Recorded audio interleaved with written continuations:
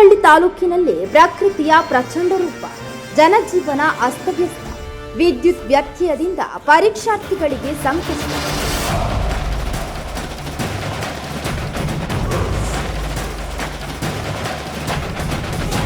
ಮಲೆನಾಡಿನ ತೀರ್ಥಹಳ್ಳಿ ತಾಲೂಕಿನಾದ್ಯಂತ ಮಾರ್ಚ್ 23ರಂದು ಸುರಿದ ಭಾರೀ ಮಳೆಗೆ ಬಿರುಗಾಳಿಯ ಅಬ್ಬರಕ್ಕೆ ಪ್ರಕೃತಿ ತನ್ನ ಉಗ್ರ ಸ್ವರೂಪವನ್ನು ತೋರಿಸಿದ್ದು, ನೂರಾರು ಮರಗಳು ಬೇರು ಸಮೇತ ನೆಲಕ್ಕುರುಳಿದ ಘಟನೆಗಳು ವರದಿಯಾಗಿದೆ. ಅನೇಕ ಕಡೆ ಮರಗಳು ವಿದ್ಯುತ್ ಕಂಬಗಳ ಮೇಲೆ ಬಿದ್ದು ವಿದ್ಯುತ್ ತಂತಿಗಳನ್ನು ಕಿತ್ತು ಹಾಕಿದ ಪರಿಣಾಮ ತಾಲೂಕಿನ ಬಹುತೇಕ ಭಾಗಗಳಲ್ಲಿ ದೀರ್ಘಕಾಲ ವಿದ್ಯುತ್ ವ್ಯತ್ಯಯ ಉಂಟಾಗಿ ಜನಜೀವನ ಸಂಪೂರ್ಣ ಅಸ್ತವ್ಯಸ್ತಗೊಂಡಿದೆ. ತೀರ್ಥಹಳ್ಳಿ ಟೌನ್ ವ್ಯಾಪ್ತಿ ಒಳಗೆ 4 ಮರವನ್ನು ತೆರವುಗೊಳಿಸಿದ್ದೀವಿ. ಒಂದು ಸಿಬಿನ್ ಕೆರೆಯಲ್ಲಿ ಬಿದ್ದಿರುವಂಥ ಕೆರೆದಂಡೆ ರೋಡಲ್ಲಿ ಒಂದು ಮರ, ಹಾಗೆ ಕೃಷ್ಣ ಆಸ್ಪತ್ರೆ ಎದುರುಗಡೆ ಇರುವಂಥ ಮತ್ತೊಂದು ಮರ, ಹಾಗೂ ಈಗಾಗಲೇ ನಮ್ಮ ವಾಟರ್ ಹೌಸಲ್ಲಿ 3 ಮರ ಬಿದ್ದಿದೆ. 4 KV ಕಂಬ ಕಟ್ಟಾಗಿದೆ. ಅದಕ್ಕಾಗಿ ಈಗಾಗಲೇ ನಮ್ಮ ತಹಶೀಲ್ದಾರ್ ಸಾಹೇಬರು ಬಂದು ನೋಡಿ ಅದನ್ನ ತೆರವುಗೊಳಿಸಿದ್ದಾರೆ. ಈಗ ನಾವು ಈಗ ಇನ್ನೊಂದು 12 ಗಂಟೆ 1 ಗಂಟೆ ಒಳಗೆ ಮಧ್ಯಾಹ್ನ ಲೈನು ಕ್ಲಿಯರ್ ಮಾಡಿ ನೀರು ಕೊಡುವಂಥ ವ್ಯವಸ್ಥೆ ಮಾಡ್ತೀವಿ. ಎಲ್ಲರೂ ಅದಕ್ಕೆ ಸಹಕಾರ ಮಾಡಬೇಕು ಅಂತೇಳಿ ನಿಮ್ಮಲ್ಲಿ ಜನಗಳಲ್ಲಿ ಕೇಳ್ಕೊಳ್ತೀವಿ. ಬಿರುಗಾಳಿಯ ಹೊಡೆತಕ್ಕೆ ದೊಡ್ಡ ಗಾತ್ರದ ಮರಗಳು ರಸ್ತೆಗಳ ಮೇಲೆ ಅಡ್ಡವಾಗಿ ಬಿದ್ದು ಸಂಚಾರಕ್ಕೂ ಅಡಚಣೆ ಉಂಟಾಗಿದೆ. ಕೆಲ ಗ್ರಾಮಗಳಲ್ಲಿ ಮನೆಗಳ ಸಮೀಪ ಮರಗಳು ಬಿದ್ದ ಕಾರಣ ಸ್ಥಳೀಯರು ಭೀತಿಗೊಳಗಾಗಿದ್ದಾರೆ. ಪರಿಸ್ಥಿತಿ ಅಷ್ಟರ ಮಟ್ಟಿಗೆ ಗಂಭೀರವಾಗಿದ್ದು ಹಲವೆಡೆ ಗ್ರಾಮೀಣ ಭಾಗಗಳು ಕತ್ತಲೆಯಲ್ಲೇ ಕಳೆಯುವಂತಾಗಿದೆ.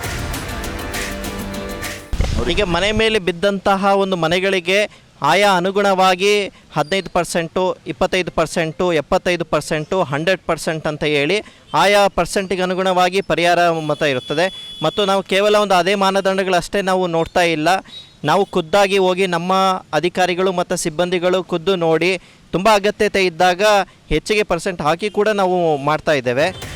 ಇದರಿಂದಾಗಿ ವಿಶೇಷವಾಗಿ SSLC ಮತ್ತು PUC ಪರೀಕ್ಷೆಗಳಿಗೆ ಸಿದ್ಧರಾಗುತ್ತಿರುವ ವಿದ್ಯಾರ್ಥಿಗಳಿಗೆ ತೀವ್ರತರದ ಸಂಕಷ್ಟಕ್ಕೆ ಸಿಲುಕಿದ್ದಾರೆ.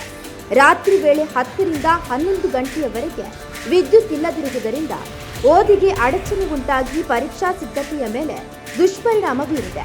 ಪೋಷಕರು ಹಾಗೂ ಶಿಕ್ಷಕರು ವಿದ್ಯಾರ್ಥಿಗಳ ಭವಿಷ್ಯದ ಬಗ್ಗೆ ಆತಂಕವನ್ನು ವ್ಯಕ್ತಪಡಿಸಿದ್ದು, ತುರ್ತು ಪರಿಹಾರ ಕ್ರಮ ಕೈಗೊಳ್ಳಬೇಕೆಂದು ಒತ್ತಾಯಿಸಿದ್ದಾರೆ. ತೀರ್ಥಹಳ್ಳಿಯಲ್ಲಿ ಬಿದ್ದಂಥ ಒಂದು ಅಕಾಲಿಕ ಒಂದು ಮಳೆಯಿಂದಾಗಿ ಹಾನಿ ಉಂಟಾಗಿದೆ. ಆದ್ದರಿಂದ ಪಟ್ಟಣ ಪಂಚಾಯಿತಿ ಅಧ್ಯಕ್ಷರು, ಉಪಾಧ್ಯಕ್ಷರು ಹಾಗೂ ಸದಸ್ಯರು ಮತ್ತು ಎಲ್ಲ ಇಲಾಖೆಯ ಅಧಿಕಾರಿ ಸಿಬ್ಬಂದಿಗಳು ಒಂದು ಹಾನಿಯಾದಂತಹ ಒಂದು ಮನೆಗಳು ಮತ್ತು ರೋಡ್ ಪಕ್ಕ ಇರೋ ಒಂದು ಜಾಗಕ್ಕೆಲ್ಲ ನಾವು ಭೇಟಿ ನೀಡಿದ್ದೇವೆ. ಹಾನಿಗಳ ಬಗ್ಗೆ ವಿಸ್ತಾರವಾಗಿ ನಾವು ಗಮನ ಹರಿಸಿದ್ದೇವೆ. ಮತ್ತು ಇನ್ನೊಂದು ಸಾರ್ವಜನಿಕರಿಗೆ ಒಂದು ವಿನಂತಿ ಒಂದು ಸೂಚನೆ ಏನು ಅಂತಂದರೆ, ಈಗಾಗಲೇ ನಾವು ಎಲ್ಲ ಹೋಬಳಿವಾರು ಒಂದು ನೋಡಲ್ ಆಫೀಸರ್ನ ನೇಮಕ ಮಾಡಿದ್ದೇವೆ ಮತ್ತು 24/7 20ಗೋಸ್ಕರನೇ ಒಂದು ಟೋಲ್ ಬೂತ್ ನಂಬರ್ ಇದೆ. ಆ ನಂಬರಿಗೂ ಕಾಂಟ್ಯಾಕ್ಟ್ ಮಾಡಬಹುದು. ಹಾಗೂ ಯಾವುದೇ ಒಂದು ಲೋಕಲಲ್ಲಿ ಇರುವಂತಹ ವಿಲೇಜ್ ಅಕೌಂಟೆಂಟ್ಗಳಿರ್ಬೋದು, RA ಹತ್ರ ಇರ್ಬೋದು, ಅವ್ರ ಹತ್ರ ಮಾಹಿತಿ ಪಡೀರಿ.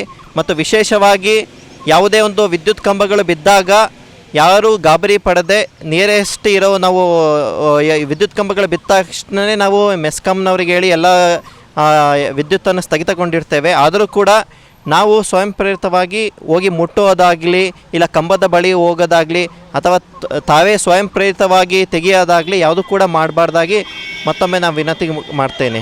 ಕೊಳ್ಳೆ ಹೊಡೆದ ಮೇಲೆ ಕೋಟೆ ಬಾಗಿಲು ಹಾಕಿದಂತಾಗಿದೆ ಎಂಬ ಟೀಕೆಗಳು ಕೂಡ ಕೇಳಿಬರುತ್ತಿವೆ.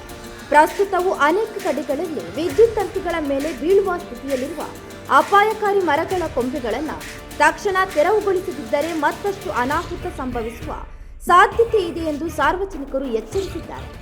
ಜನಪ್ರತಿನಿಧಿಗಳು ಹಾಗೂ ಸಾರ್ವಜನಿಕರು ಮೆಸ್ಕಾಂ ಇಲಾಖೆಗೆ ಮನವಿಯನ್ನು ಸಲ್ಲಿಸಿ ತುರ್ತುಗತಿಯಲ್ಲಿ ದುರಸ್ತಿ ಕಾರ್ಯ ಕೈಗೊಂಡು ವಿದ್ಯುತ್ ಸರಬರಾಜು ಪುನಃ ಸ್ಥಾಪಿಸಬೇಕೆಂದು ಒತ್ತಾಯಿಸಿದ್ದಾರೆ. ಜೊತೆಗೆ ಭವಿಷ್ಯದಲ್ಲಿ ಇಂತಹ ಸಮಸ್ಯೆಗಳು ಮರುಕಳಿಸದಂತೆ ಶಾಶ್ವತ ಪರಿಹಾರ ಕ್ರಮಗಳನ್ನು ರೂಪಿಸಬೇಕೆಂಬ ಆಗ್ರಹವು ವ್ಯಕ್ತವಾಗಿದೆ. ಮಾರ್ಚ್ 24ರ ಬೆಳಿಗ್ಗೆ ತಹಶೀಲ್ದಾರ್, ಪಟ್ಟಣ ಪಂಚಾಯಿತಿ ಅಧ್ಯಕ್ಷರು, ಉಪಾಧ್ಯಕ್ಷರು ಹಾಗೂ ಸಿಬ್ಬಂದಿಗಳು ಸ್ಥಳಗಳಿಗೆ ಭೇಟಿ ನೀಡಿ ಪರಿಸ್ಥಿತಿಯನ್ನ ಪರಿಶೀಲಿಸಿದ್ದು, ಹಾನಿಗೊಳಗಾದವರಿಗೆ ಸೂಕ್ತ ಪರಿಹಾರವನ್ನು ನೀಡುವುದಾಗಿ ಭರವಸೆಯನ್ನು ನೀಡಿದ್ದಾರೆ.